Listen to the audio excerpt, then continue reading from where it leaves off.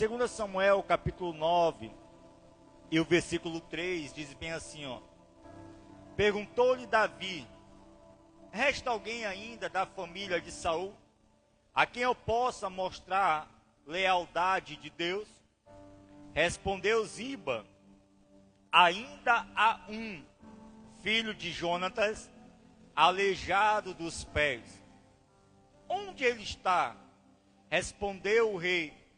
Ziba respondeu: na casa de Maqui, filho de Amiel, em Lodebar. Soberano Deus, Pai, fala conosco nesta noite, ministra tua palavra sobre nossas vidas, para que o Senhor possa abençoar, Senhor, os teus filhos aqui nessa noite, que eles não possam entrar da mesma maneira que entraram. Se alguém entrou aqui enfermo, que possa sair daqui curado. Se alguém entrou aqui triste, que possa sair alegre.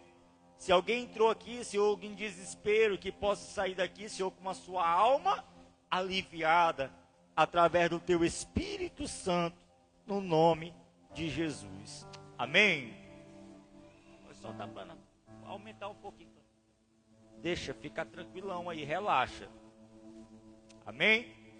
Queria essa palavra, tinha falado com Deus de manhã, para Ele me trazer uma mensagem para transmitir para a igreja. E eu já ministrei a mensagem de Mefibosete há muito tempo.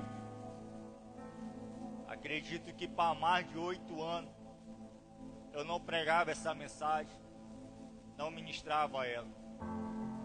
E a verdade é que eu tenho ela decorada na mente, mas eu falei: Deus, eu queria trazer algo novo para a tua igreja, uma palavra que traga refrigério, alegria, amor, paz. E Deus, Ele me encaixou essa palavra para que eu viesse transmitir ela para a igreja.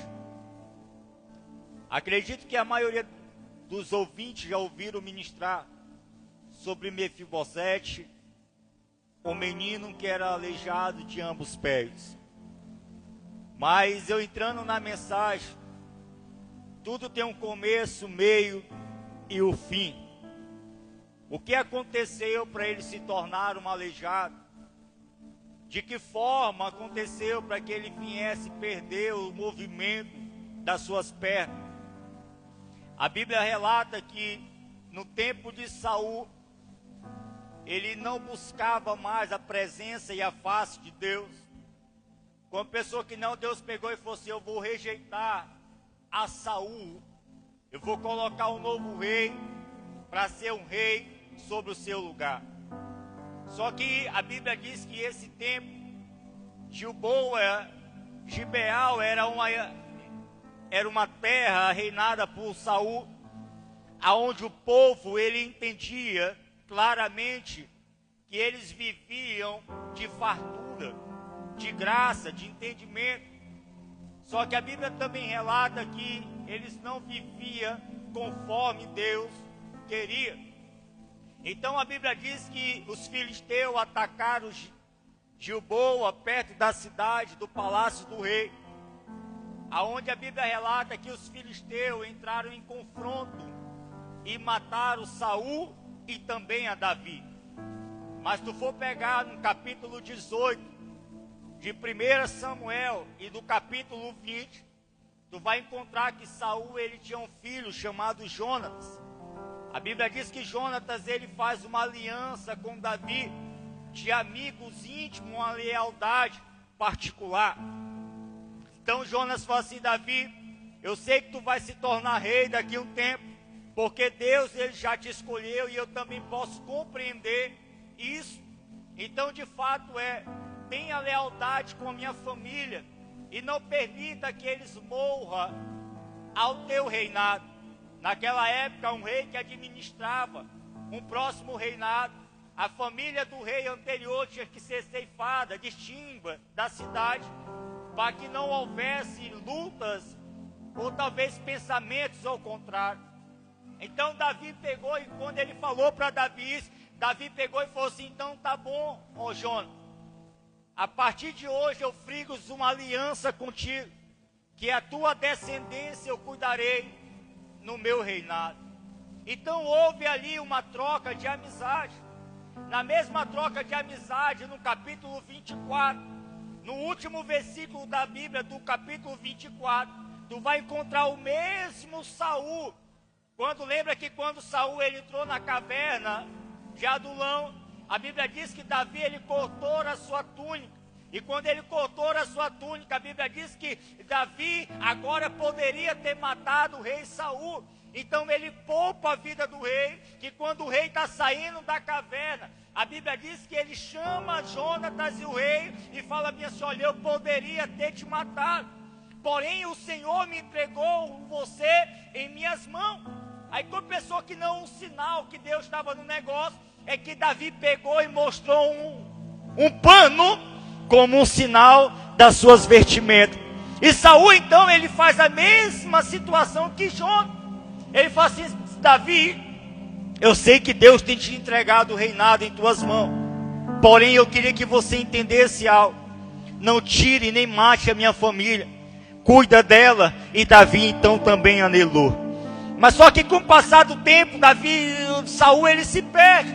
E por ele se perder, a Bíblia diz que quando o filisteu vai mata os seus filhos, ele pega a espada do soldado e enfia sobre a sua barriga, desejando a morte. Quando pensou que não, a Amalequita está passando, Saul pegou e agonizando porque não tinha morrido, ele pegou e falou assim, mata-me, é melhor me matar do que eu morrer pela mão do filisteu. Então a Amalequita pegou-se, jogou na espada, e assim Saul foi sepultado a sua vida.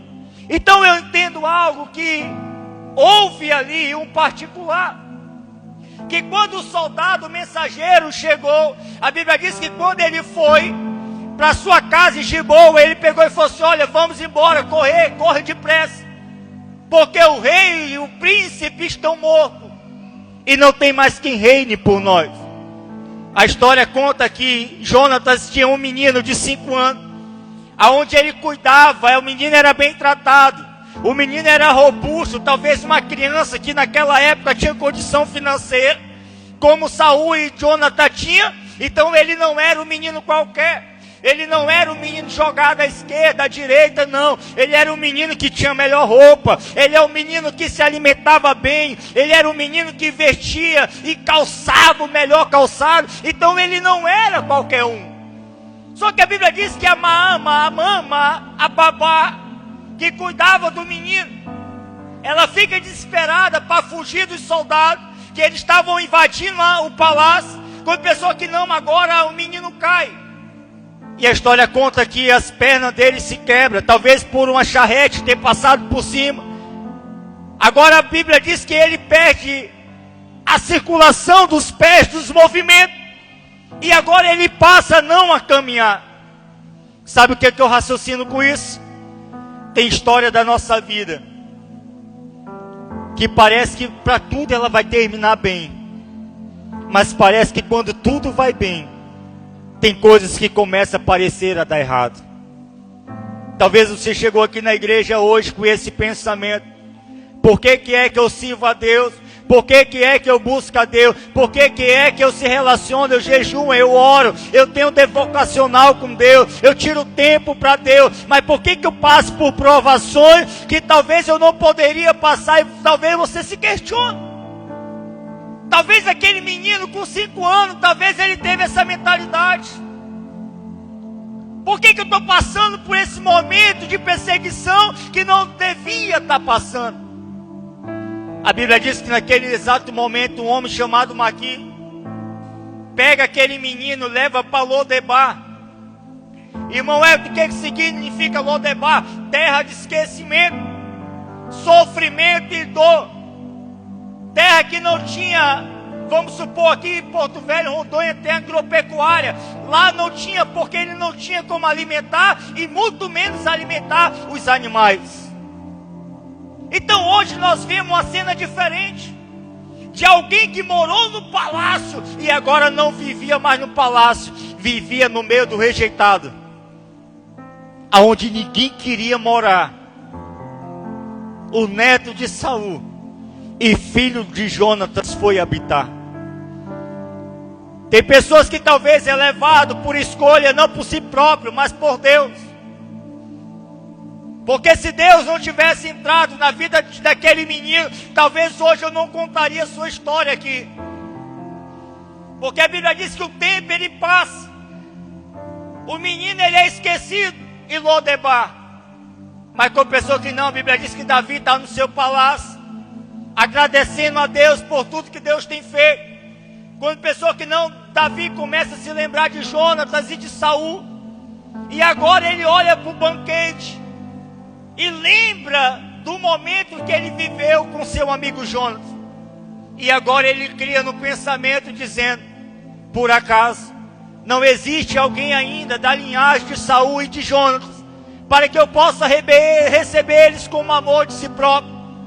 A Bíblia diz que um ancião pegou e falou assim: olha, tem um que se chama Ziba. Ele mora no palácio, ele fica no palácio. E talvez ele pode te responder, ó rei. Davi, então Saul pegou, já morto.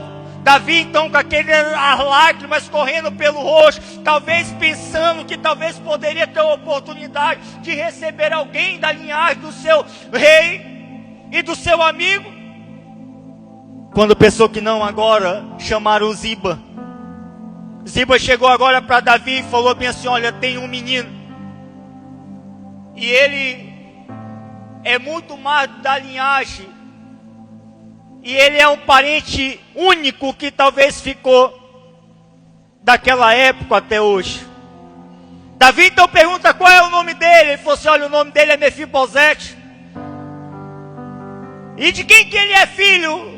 E Ziba então respondeu: o nome dele é Jonatas, o teu melhor amigo. Davi então pergunta: por acaso você está me dizendo que Mefibosete, ele é filho de Jonatas e neto de Saul? Por acaso você sabe onde ele está? Então pensou que não. Ziba respondeu dizendo: olha, ele está em Lodebar, terra de sofrimento e dor. Quando pensou que não, Davi pegou e falou assim: ah, é hora de pegar esse menino e trazer para dentro do palácio. A Bíblia diz que Davi pegou Abinai, falou assim: pega a charrete do rei Saul e manda ir Lodebar, na terra de esquecimento e dor, e manda trazer Mefibosete para mim. A Bíblia diz que Abinai pegou a charrete e foi. Agora raciocina comigo. Se aquela cidade era uma cidade de rejeitado, que ninguém queria morar lá, talvez charrete nunca tinha entrado lá, porque lá não tinha riqueza, não tinha fartura, não tinha que desejar um rei querer mandar o seu soldado e ir até lá. Quando pensou que não, chegou a charrete, talvez o povo assustado, perguntando o que está acontecendo. Quando pensou que não, agora Abinai pegou e falou assim: olha, por acaso vocês sabem onde é que mora Maqui? E o povo disse: Maqui talvez mora ali na frente. Quando chegou na casa de Maqui, perguntaram: por acaso és tu Maqui? Maqui pegou e falou assim: sou eu. Abinai pegou e falou assim: eu vim buscar alguém que é da linhagem do meu melhor amigo, para levar para a casa do rei e para o palácio. Sabe o que eu quero que você entenda nessa noite? Talvez Mefibosete, quantas das vezes ele não tinha passado a sua infância em sofrimento, a sua adolescência, a sua juventude. Talvez ele tinha no pensamento, eu lembro que quando eu tinha 5 anos, eu tenho uma memória de algumas coisas ainda. Talvez você também tenha. Agora raciocina comigo. Aquele menino, talvez a sua memória era de um dia o seu avô estar brincando com ele. A sua memória talvez era um dia o príncipe Jonatas talvez está brincando com ele. Talvez ele tinha na memória aquilo que ele comia e aquilo que ele se alimentava. Agora de outra forma, raciocina comigo, entra comigo na história. Talvez aquele menino quando passava fome ele falava: eu estou passando fome, mas um dia eu sei que Deus o Deus do meu avô, o Deus do meu pai vai entrar neste lugar e vai me tirar daqui. Sabe o que eu quero que você entenda? Tem história da nossa vida que tu conta, que talvez as pessoas não vão crer e não vão acreditar, mas de uma coisa eu tenho certeza, que assim como Deus fez com Mefibosete, Deus também vai fazer com a tua vida. Talvez hoje tu está passando por Lodebar, talvez hoje tu está passando pela terra de esquecimento e dor, mas mesmo que você esteja passando por Lodebar, Deus, Ele nunca te abandonou e nem vai te abandonar. Então nós cremos nisso. Quando pessoa que não, Abinai pegou e falou assim: és tu Mefibosete? Aí ele falou assim: sou eu, aleijado de ambos os pés. A Bíblia diz que Abinai, ele dobra o joelho a Mefibosete. Eu não sei se tu já assistiu aquele Celso Portiolli, quando tinha aquele movimento Construindo um Sonho, lembra? Todo domingo passava Construindo um Sonho. E quando dos interiores ele não ia, que eu ficava assistindo aquela cena, e eles colocavam um pano e tiravam aquele pano, e quando eu filmava a rua estava lotada de gente. Sabe o que eu vejo com isso? A mesma cena de Lodebar com Mefibosete.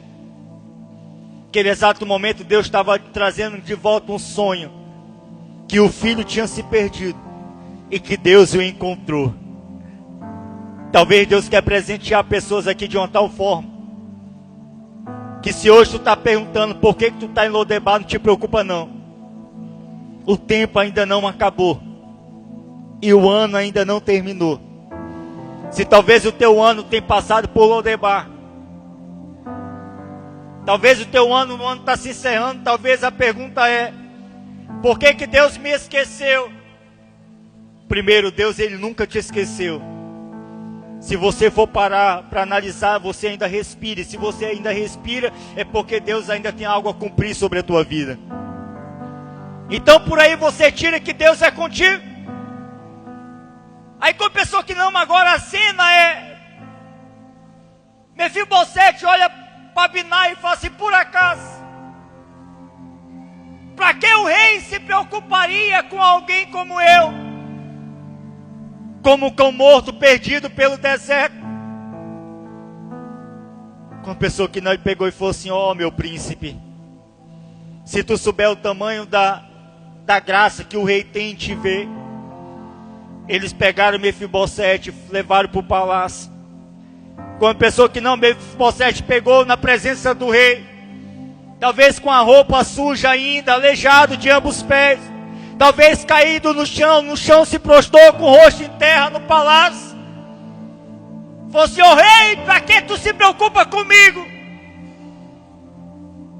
Para que se preocupa com uma pessoa que é como se fosse um cão morto, perdido pelo deserto? Davi então respondeu: tu não é um cão morto, tu é aquele a quem eu te procurarei por todo o tempo, e hoje eu tive a oportunidade de te encontrar. Tu é filho de Jonathan, neto de Saul. Aí com a pessoa que não, Ziba estava agoniado do lado. Ziba, talvez o pensamento dele era: tudo aquilo que reinou do tempo de Saul, Davi vai me dar. Aí com a pessoa que não, Davi olha para Ziba e pergunta bem assim: Ziba, quantos soldados tu tem? Com a pessoa que não, Ziba respondeu dizendo: eu tenho 35. Davi pegou e falou assim: então, a partir de hoje, os 35 que tu tem, todos eles vão ser escravos e vão trabalhar em prol desse Mefibosete. A colheita do campo vai ser para Mefibosete, a colheita, a plantação vai ser para ele. Tudo aquilo que você receber, vocês vão dar por ele. Aí com a pessoa que não, Ziba pegou e falou assim: mas Senhor, por quê? Porque ele é filho de meu melhor amigo, e um dia ele teve em Lodebar, hoje em Lodebar ele não tem mais. Tudo que é por direito de Saul e de Jonathan, hoje vai ser para Mefibosete. Sabe o que eu quero que você entenda? Deus, Ele tem uma herança para te dar. A semana passada, domingo passado, o pastor Rony pregou sobre a mesa. E quando ele pregou sobre a mesa, algumas coisas vieram na mente. Quantos banquetes hoje não estão preparados para mim e para você? E parece que muitas das vezes você não é convidado para esse banquete, não te preocupa não. Deus, Ele tem preparado a melhor mesa para você, e num lugar de destaque. Quer ver um exemplo? A Bíblia diz que na mesa de Davi, se reunia com ele os 37 valentes. Sabe aquele, a Bíblia diz que um valente de Davi, a Bíblia diz que um dia ele destruiu 800 homens, em uma só noite. A Bíblia diz que até a espada ficou cravada em sua mão. Sabe quem é esse? Aquele que comia a mesa do rei. Teve um dia que uma cena muito importante. A Bíblia diz que Davi, ele chegou para os seus 3 soldados e pegou e falou assim: eu tenho vontade de beber água do poço de Belém. Aí compensou que não, um soldado pegou e falou assim: como que nós vamos trazer água para o rei? Que no poço de Belém os filisteus rodearam o poço. Aí quando pensou que não, a Bíblia diz que ele pegou e falou assim: se eles rodearam o poço, como é que nós vamos pegar água? Eles foram, trouxeram água. E quando Davi perguntou: de onde vocês tiraram essa água? Ele pegou e falou assim: do poço que você tanto queria beber. E os soldados que lá estavam acampados, ele falou assim: nós matemos todos eles, só para trazer água para o Senhor. Sabe o que Davi fez? Por sua valentia e por sua fidelidade, essa água eu recebo com gratidão. Sabe o que Davi estava querendo dizer? Quem come comigo e quem come na minha mesa não é qualquer um. Quem come na minha mesa são os escolhidos. Quem come na minha mesa são soldados valentes e valorosos. Então quem se assentava na mesa de Davi não era qualquer um. Assim também é Deus para contigo. Quem vai se assentar à mesa não é qualquer um, talvez é você. É por isso que tem um lugar preparado para mim e para você. Só que esse lugar não é para quem inventa muita desculpa. É para quem é apaixonado por Ele e não larga a mão do arado. Sabe, às vezes a tristeza, a pior idiotice hoje na vida é alguém que sai da igreja e coloca a culpa em N e outras situações de irmão e não assume o próprio erro. Uma vez eu ouvi uma frase de uma moça. Ela pegou e eu perguntei assim: cara, você sumiu da igreja? A resposta dela foi: meu esposo é ímpio, ele não deixa eu chegar tarde em casa. O tempo passou. Eu fui em algumas festividades pelas madrugadas. Sabe quem estava lá? A irmã que falou que não poderia chegar da igreja do culto tarde. Então hoje tem pessoas que inventam desculpa. Ela pode enganar o homem, mas Deus não engana. É por isso que muitas das vezes o milagre não chega. Eu sou uma prova viva, um testemunho vivo. A maioria daqui dos irmãos sabe e conhece. Se talvez hoje Deus trouxe a cura como testemunho vivo dentro da minha casa sobre a minha mãe, foi ela nunca ter se curvado para a doença. E a segunda situação, sabe o que era? Uma mulher que estava vivendo em Lodebar, terra de esquecimento, sofrimento e dor. Eu lembro que minha mãe, ela fazia quimioterapia de manhã. Quando era tarde, os irmãos da igreja iam visitar ela. Com menos de 10 minutos, com os irmãos saíam, nós chegávamos no quarto. Eu me deparava com minha mãe chorando e dizendo: ninguém me ama, ninguém vem me visitar. Sendo que poucos minutos antes, alguém estava lá. Sabe o que a minha mãe estava passando? Entrando talvez numa depressão profunda. E nós tínhamos que estar todo o tempo: a senhora não está sozinha. Mãe, a senhora quer merendar. Mãe, a senhora quer tomar um suco. Ela gostava de tomar suco de graviola, suco de laranja. E nós perguntávamos: mãe, quer suco de laranja? Mãe, quer suco de graviola? Mãe, o que a senhora quer tomar? Mas sabe o que mais nos colocava fé? Antes de a minha mãe se internar no João Paulo, eles iam apresentar uma dança no grupo de coreografia. Sabe o que mais motivava? É que a minha mãe, antes de entrar no leito de um hospital, O médico mandando ela colocar bata para se preparar para o centro cirúrgico, para se preparar para a cirurgia.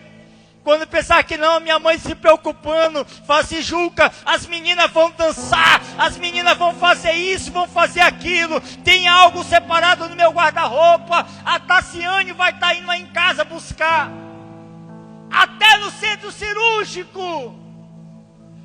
Ela se preocupava. Hoje, para a honra e a glória do Senhor Jesus, eu posso contar para você o testemunho de alguém que venceu em meio à dificuldade, quando talvez ela parecia estar com depressão, ansiedade, quando talvez parecia que não tinha ninguém por perto, talvez ela se arrastou muitas das vezes em pensamento, mas Deus olhou para ela e disse: eu ainda estou contigo em Lodebar, eu não solto a tua mão de Lodebar, eu vou te tirar de Lodebar. Então hoje talvez esse é o teu pensamento. Construa algo novo. E não deixe as palavras negativas entrar sobre a tua mente. Talvez um dos pensamentos daquele jovem era: um dia Deus vai me tirar daqui. Talvez hoje você está passando por isso. O ano está chegando, o final do ano está chegando. Talvez para você tenha sido só derrota. Mas hoje é noite de agradecer, porque você ainda está vivo. Hoje é noite de agradecer, porque ainda você está com vida. Sabe, eu tenho acompanhado um cara, não sei se vocês acompanham. Eu tenho acompanhado aquele cara que pegou um tiro de fuzil na cabeça, do BOPE do Rio de Janeiro. Todo dia pela manhã eu acompanho aquele cara. Ontem ele pegou alta, hoje foi para casa, para um leito do hospital, saiu da UTI. Mas sabe o que eu fico raciocinando? Ele pegou um tiro para muitos, ele poderia ter o pensamento de se ele não tem mais vida.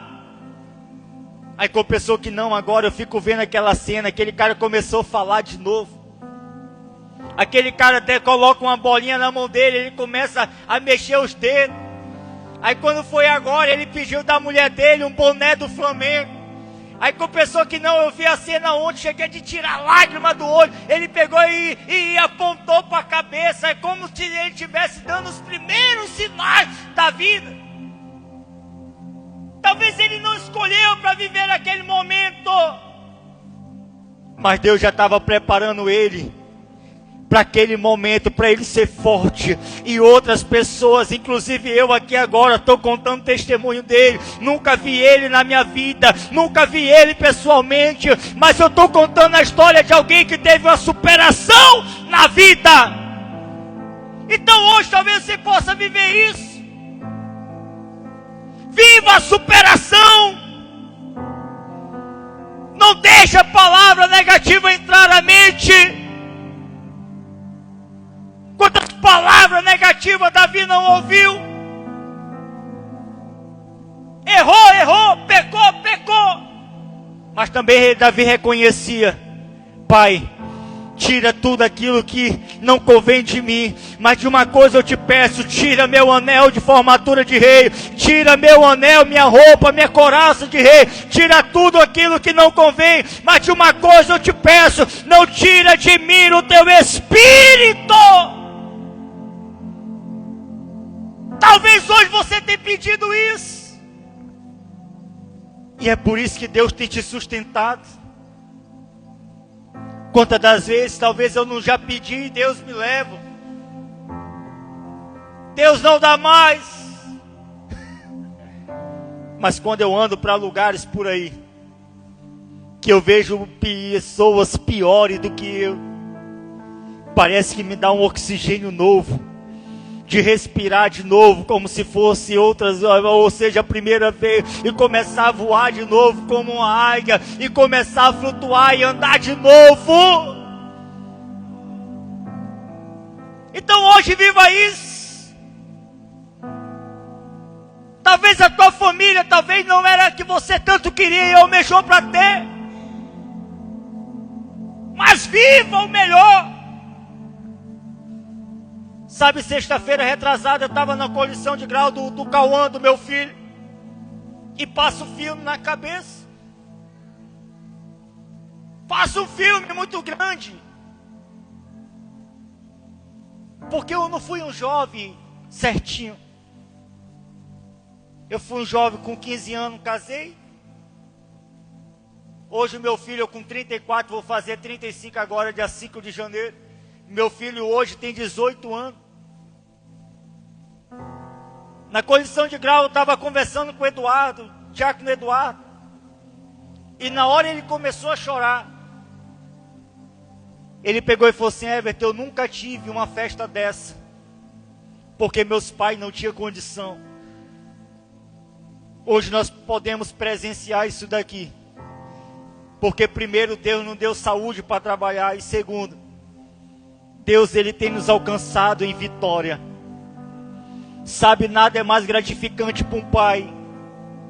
Que você está entrando com o canudo daquele, completando o terceirão na idade certa. Talvez eu poderia ter dado esse orgulho para o meu pai, porque eu estudei na melhor escola. Eu tive a opção de estudar no melhor lugar de Porto Velho e não abracei a causa. Não terminei os estudos. De 11 escolas, fui expulso de 7.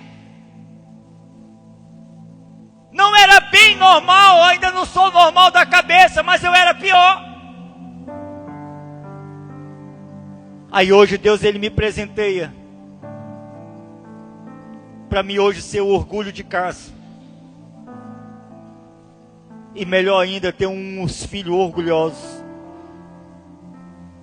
Sabe o que eu quero pregar para você hoje, que você jovem que está aqui, viva com seus pais intensamente.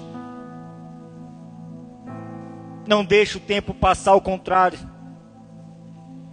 E se nada deu certo, faz por onde dá certo a partir de hoje. Não deixe as palavras contrárias bater no teu pensamento, na tua mente, aonde talvez o teu desespero muitas das vezes é pensar em projetar a morte. Não deixa. Não deixa a ansiedade bater no teu pensamento, não deixa a depressão bater. Hoje nós pregamos em igreja por aí e a única coisa que a gente vê é jovens de 13, 12 anos passando por depressão, problema de ansiedade. Hoje nós vivemos uma juventude que está sendo fragilizada por causa de remédio.